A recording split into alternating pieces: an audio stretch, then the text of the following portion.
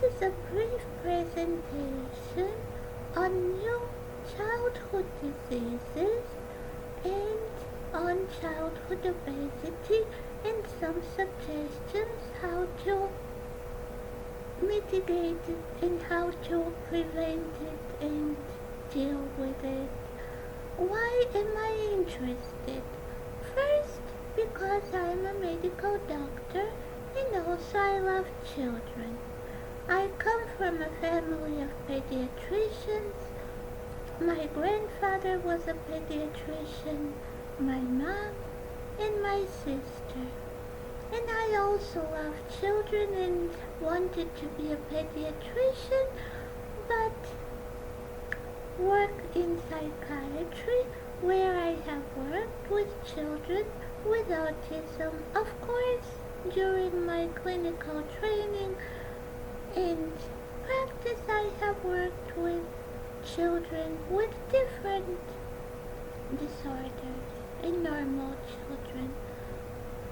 And now I always think, how can I contribute to the health and well-being of people?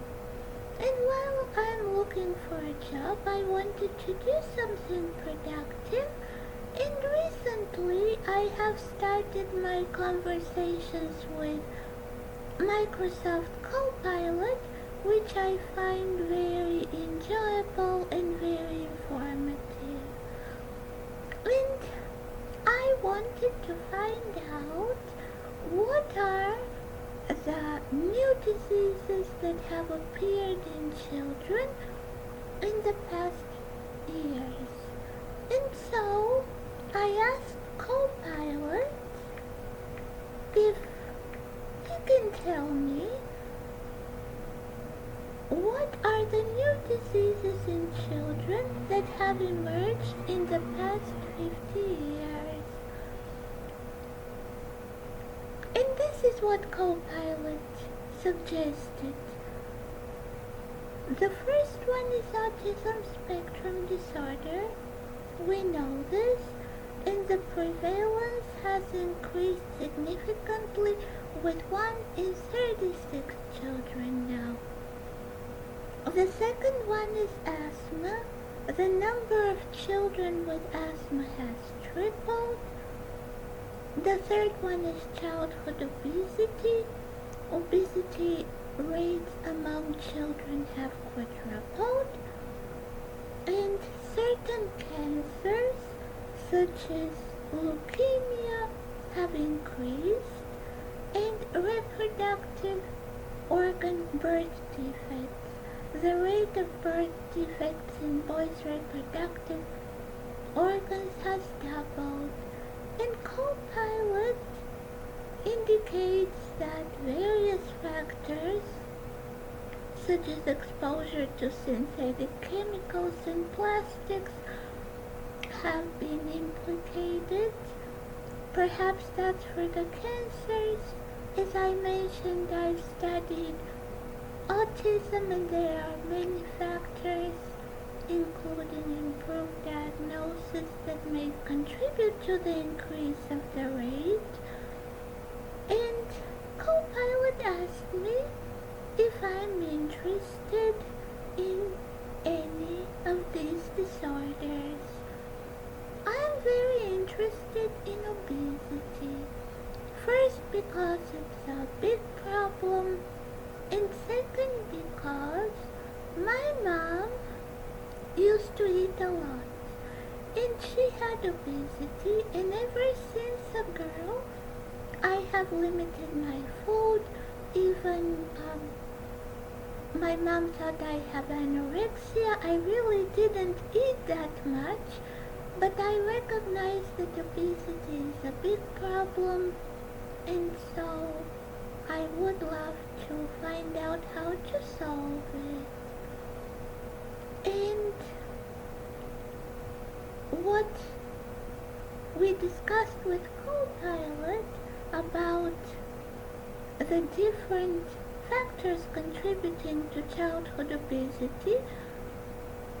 First, childhood obesity is a serious health condition where a child has excess body fat, and it is a complex issue.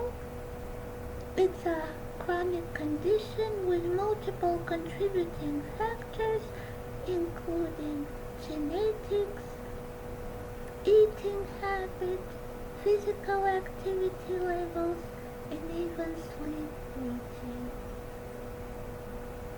And so the causes of childhood obesity are first genetics.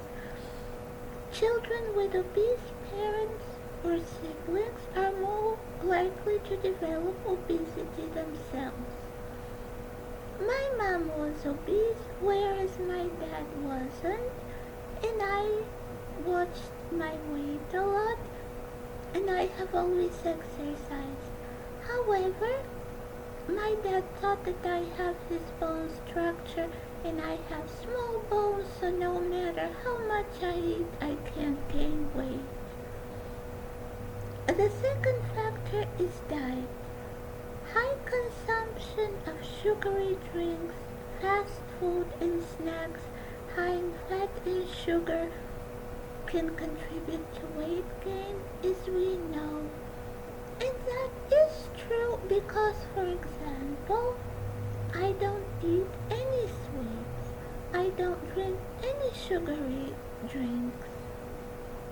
The third factor that causes childhood obesity is the physical activity, and more specifically, the lack of physical activity. Children who spend more time on screens and less time being active are at higher risk. Another factor is sleep. In children who have poor sleep patterns can have dysregulation of their hormone levels and hunger and increased appetite. And we know that if a person doesn't sleep well, they might be more hungry because of hypoglycemia the next day and low energy and crave carbohydrates. And another factor important is the socio-economic factors that unfortunately children from low-income families may have limited access to healthy foods such as lots of fruits and vegetables and safe places to play and have enough physical activity. And so, after discussing this, we discussed with Copilot what are the risks from childhood obesity. And the risks are the possibility of type 2 diabetes, development of high blood pressure, asthma, sleep apnea, and bone and joint problems because of the weight. Also, I would say endocrinological problems in the girls and psychological issues like low self-esteem and depression because they can't participate sometimes fully in life. And what are some ways for prevention and management? First is healthy eating, to encourage a balanced diet with plenty of fruits, vegetables, whole grains, and lean proteins. The second is regular physical activity. Aim for at least 60 minutes of moderate to vigorous activity each day. And this is where I think that ballet, which I love to dance, is amazing because it's a beautiful physical activity suitable for younger ages, and it encourages your discipline and to eat less.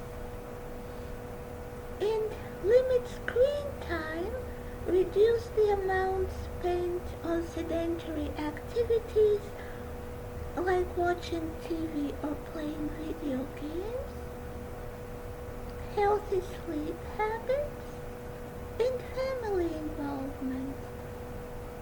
The parents and the caregivers should model healthy behaviors and create supportive environment. This is very important to encourage the children to stay away from unhealthy snacks which just have calories, and to encourage them to substitute with fruits and vegetables and all of the health promoting behaviors that we discussed already.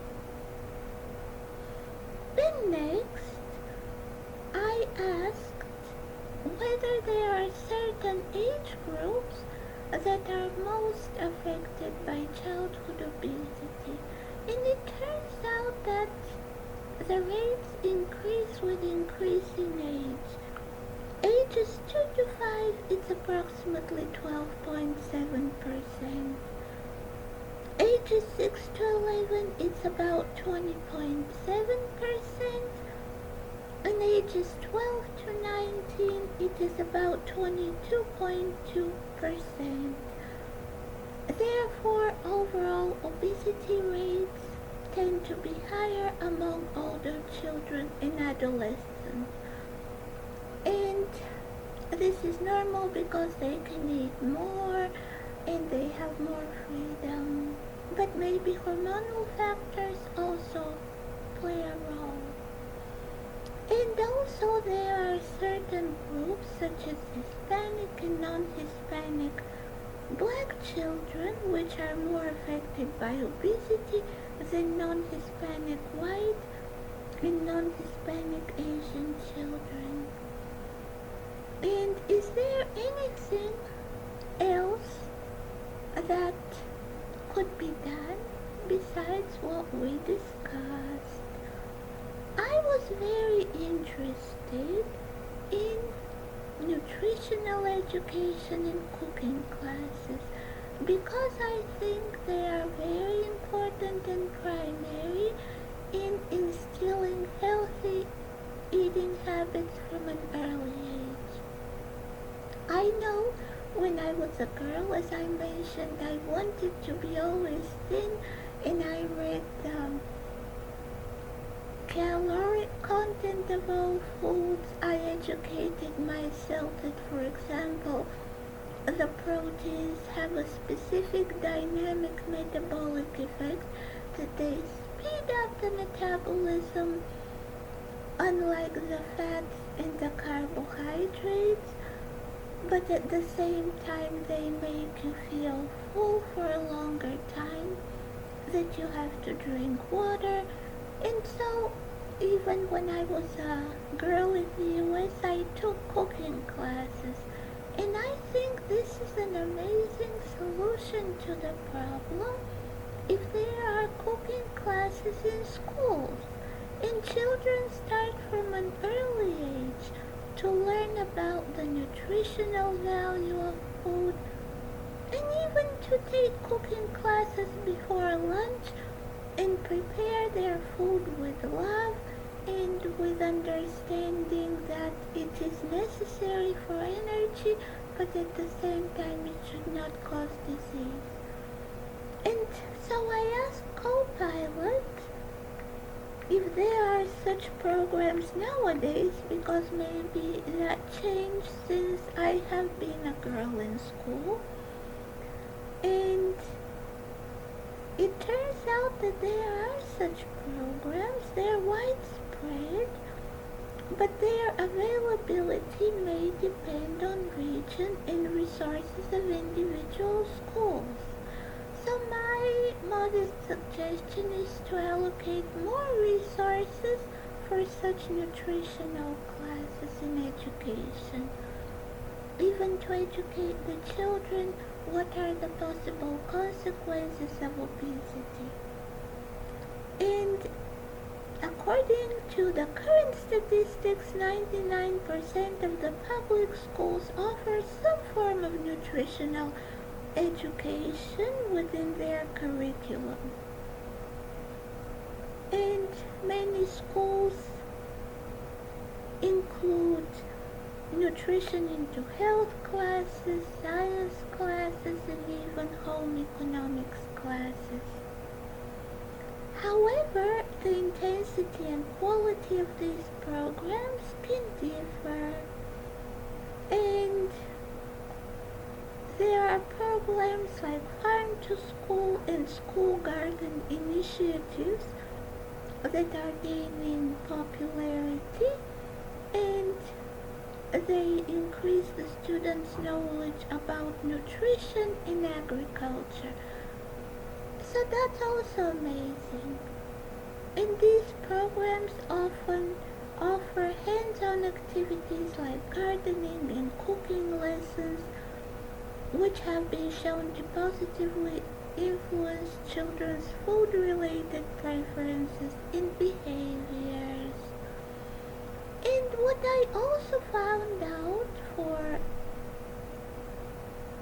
nutritional education from Copilot is that there are cooking and nutritional classes available for children 6 years to 18 years in various schools and community programs. One of the programs is Go Chefs program by Children's Aid, which provides hands-on cooking-based nutrition education for students in grades K to 12.